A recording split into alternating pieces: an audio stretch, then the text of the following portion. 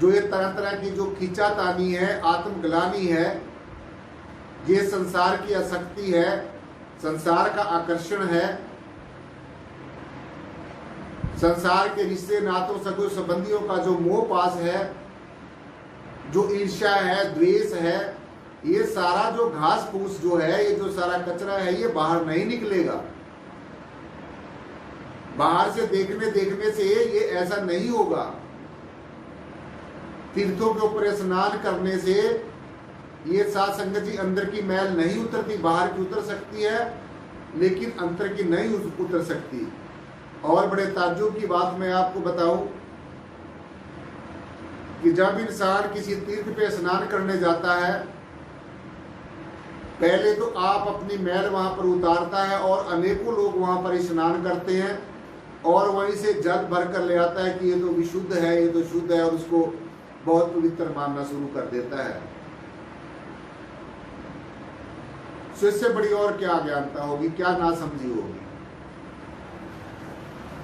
सो इसलिए साध संगत जी बहुत दिनों तक मेहनत करने की जरूरत है। और ये जो मैंने बताया है, जो ये कुविचार हैं, जो बुरे संस्कार हैं, जो बुरे विचार हैं, जिनसे अंतःकरण मलिन हुआ है, ये तब तक नहीं होगा जब तक इस ज्ञान रूपी साबुन को, ज्ञान रूपी अमृत को हम रमण नहीं करेंगे, इसका सुमरण नहीं करेंगे, इसको बार बार अपने अंतर में इस धारा को प्रवाहित नहीं करेंगे। जहां पर काल की धारा हर समय अंतर बह रही है, जो संसार के पदार्थों की तरफ आपको बाहरमुखी कर रही है, इसी काल की धारा के साथ में साथ संगत जी दयाल की धारा भी बह रही है। सोचो काल की जो बहुत प्रबल माया है, त्रिगुणात्मक माया है, इसे पीछा छुड़ाने के लिए और अपने शुद्ध बुद्ध और मुक्त स्वरूप जो हमारा आत्म तत्व है, जो सब जगह प्रव्यापक है, विद्यमान है, इस सत्यता को जानने के लिए बहुत काफी मेहनत करने की जरूरत है। और इस संशय में नहीं रहना कि किसी का हमें किया हुआ आत्म बल मिल जाएगा, किसी का किया हुआ हमें साध संगत जी सुमरण का सहारा मिल जाएगा। सो खुद करना होगा, क्योंकि जो पानी पीता है प्यास उसी की बुझती है, जो खाना खाता है, जो भूख है उसी की मिटती है, किसी पड़ोसियों की नहीं मिटती। इसीलिए खुद करना होगा और करना ही होगा, बस करना होगा, ये समझ लीजिए। कहने मात्र से नहीं ये बात बनेगी, मात्र पढ़ने लिखने से ये बात नहीं बनेगी, ये गुत्थी नहीं सुलझेगी। इसको प्रैक्टिकली रूप से, व्यवहारिक रूप से इसको अपने जीवन में धारण करना होगा। सो इसलिए साध संगत जी परमेश्वर के अनुग्रह से, परमात्मा के अनुग्रह से, परम तत्व के अनुग्रह से और सदगुरु की दया मेहर से, सदगुरु की पावन आशीष से और आशीर्वाद से ये जो हमारा काम है, ये जो हमें सफलता मिल सकती है, और कोई दूसरा तरीका नहीं है। सो इसलिए साध संगत जी धीरे धीरे कमाई करते चलो, सुमरण करते चलो। सुमरण के बिना पीछा नहीं छूटेगा, सुमरण के बिना संसार की जो आसक्ति आकर्षण का से पीछा नहीं छूटेगा। और सबसे ज्यादा सदगुरु के रहमो कर्म की जरूरत है, सबसे ज्यादा परमेश्वर के अनुग्रह की जरूरत है, सबसे ज्यादा परमात्मा के रहमो कर्म की जरूरत है। तो ये रहमो कर्म प्राप्त करने के लिए इस परम तत्व को, इस परब्रह्म निर्गुणाकार सर्वाधार विश्वाधार परम तत्व को हमने रिझाना है, सदगुरु को रिझाना है। सदगुरु को साध संगत जी हमने उनकी बात को सत सत मानकर उसके ऊपर हर एक बात पर फूल चढ़ाने हैं। सो इसलिए जो परिपूर्णता है साध संगत जी, और जो पवित्रता है, जो आत्मा की परिपूर्णता है, कंप्लीटनेस है और ऑब्सोल्यूटनेस है, और जो होली स्पिरिट है, जो हमारी होली आत्मा है, पवित्र आत्मा है। आत्मा की परिपूर्णता और आत्मा की पवित्रता के लिए साथ संगत जी ये एक वरदान है और यथार्थ ये शाश्वत और सनातन सत्य है। ज्ञान और जो ध्यान है साथ संगत जी, उसके बिना ये वास्तविकता सामने नहीं आ सकती। सो इसलिए सदगुरु का आदेश मानना होगा, सदगुरु का उपदेश मानना होगा, नित्य प्रति जो है अभ्यास करना होगा। पवित्र आत्मा की जो परिपूर्णता है, पवित्र आत्मा की जो सर्वज्ञता है, सब जगह होने की जो बात है, सर्वत्र होने की जो बात है, और अपने आप में परिपूर्ण होने की जो साथ संगत जी बात है, और जो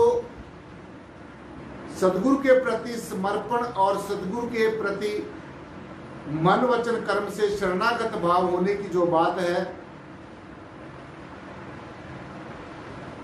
वो जीवन में पवित्रता उतारने से, जीवन में पवित्रता धारण करने से ही साथ संगत जी ये बात बन सकती है।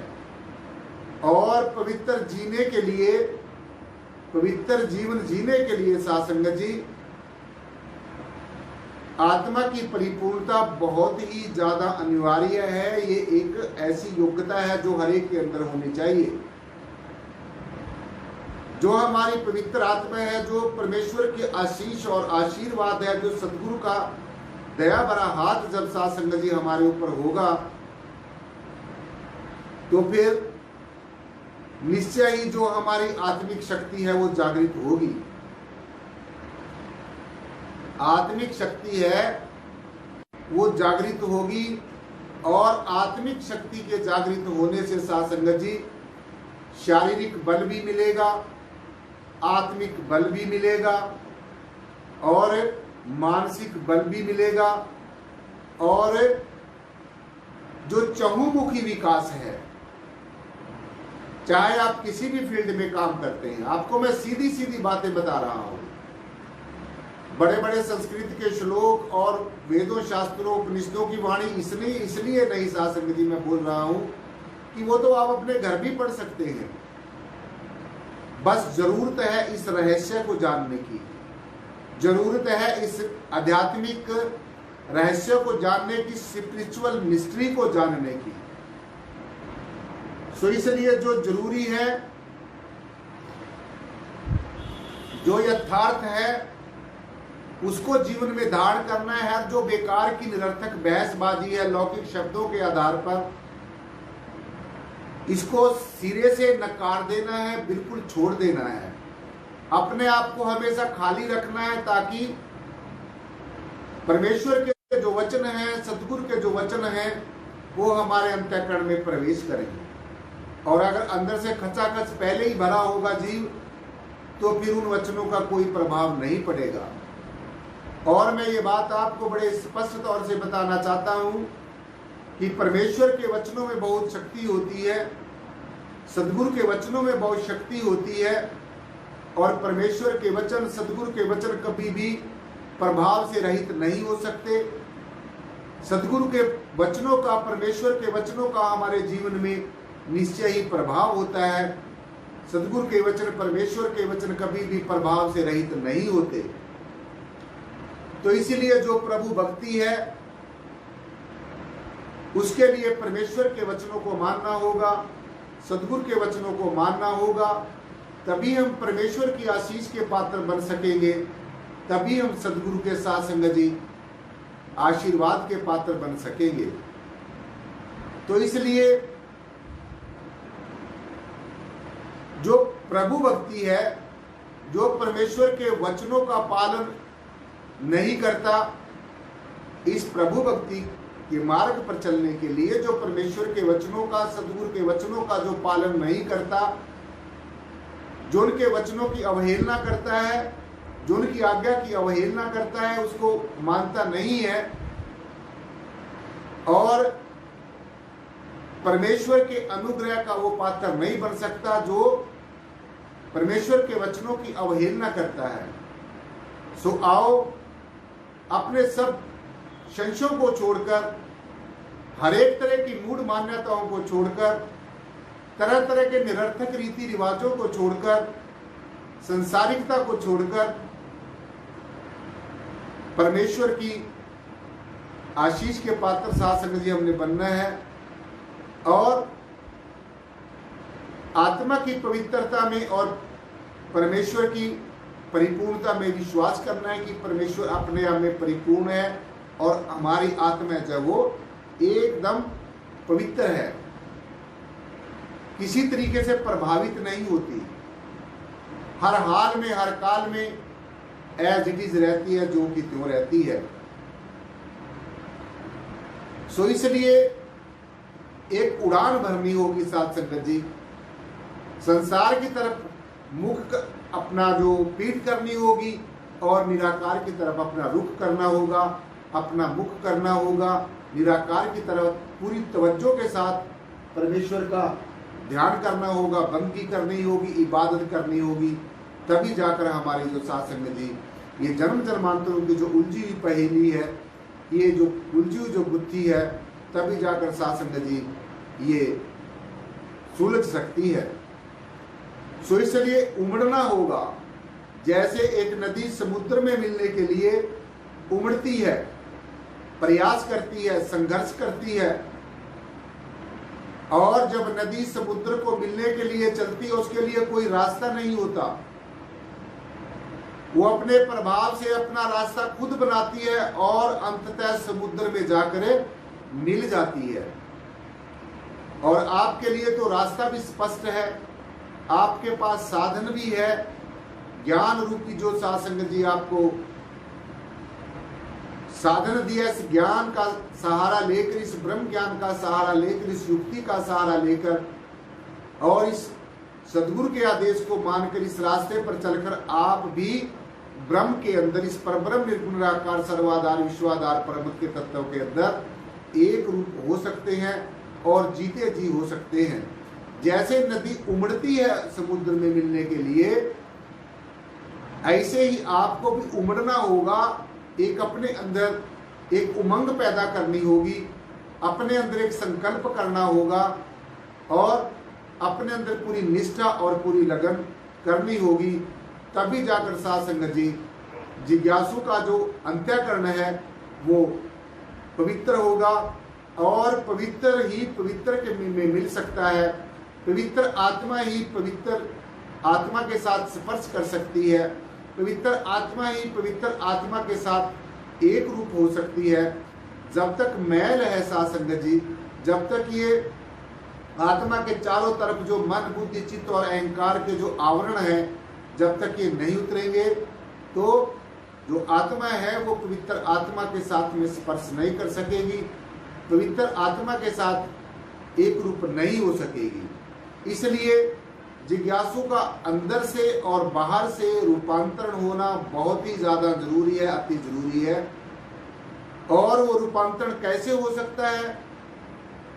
संसार में आज तक कोई ऐसी औषधि नहीं बनी, कोई ऐसा फॉर्मूला नहीं बना जिससे साथ संगत जी कर्मों का भार उतर जाए, जिससे अंतःकरण जो है पवित्र हो जाए और हम पवित्र आत्मा का दर्शन दीदार करने के काबिल हो जाएं। सिर्फ और सिर्फ ये ब्रह्म ज्ञान की जो युक्ति है, ये जो परा विद्या है, इसका सहारा लेकर ही हम अपने मंजिल मकसूदा तक पहुंच सकते हैं। और ये जो ब्रह्म ज्ञान की युक्ति है, जो ये परमेश्वर को जानने की विद्या है, जो अपना असली परिचय करने की जो कला है, जो शासन जी धन धन सदगुरुदेव परम पूजनीय परम वंदनीय सदगुरुदेव बूटा सिंह जी महाराज से जो शुरुआत हुई, उसके बाद में परम पूजनीय सदगुरुदेव मेहताब सिंह जी महाराज इस ज्ञान को जीवन पर्यंत प्रचार करते रहे। तत्पश्चात परम पूजनीय सदगुरुदेव लक्ष्मण सिंह जी महाराज इस ब्रह्म ज्ञान की युक्ति को लोगों तक पहुंचाने में सदगुरुदेव ने पूरा जो जीवन लगा दिया। और जिस दिन की सेवा ये मुझे मिली है साथ संगत जी, दास का भी ये पूरा भरसक प्रयास रहता है कि आप तक अच्छी से अच्छी ज्ञान की बातें पहुँचें और आप अपने जीवन में पूरे सक्षम हो जाएं, पूरे समर्थ हो जाएं। तो जिज्ञासु का बाहर से और अंदर से रूपांतरण होने के लिए, बदलाव होने के लिए इस पवित्र आत्मा का ज्ञान, इस परमेश्वर का ज्ञान, इस समर्थ परमेश्वर की बंदगी, खुदा की इबादत, ये हमारे जीवन में बहुत जरूरी है, अति जरूरी है। ये मैं अपनी तरफ से बनाकर कोई बात नहीं कह रहा हूँ साथ संगत जी, ये हमारी भारत की संस्कृति रही है, ये हमारे ऋषियों मुनियों का, तपस्वियों का, योगेश्वरों का ये साथ संगत जी हमें संदेश रहा। हर एक युग में महापुरुष हमें संदेश देते रहे हैं। और ऐसा नहीं है कि ये निराकार परमात्मा का ज्ञान अभी शुरू हुआ है। इस निराकार ब्रह्म का जो बखान है वो रामायण में भी मिलता है,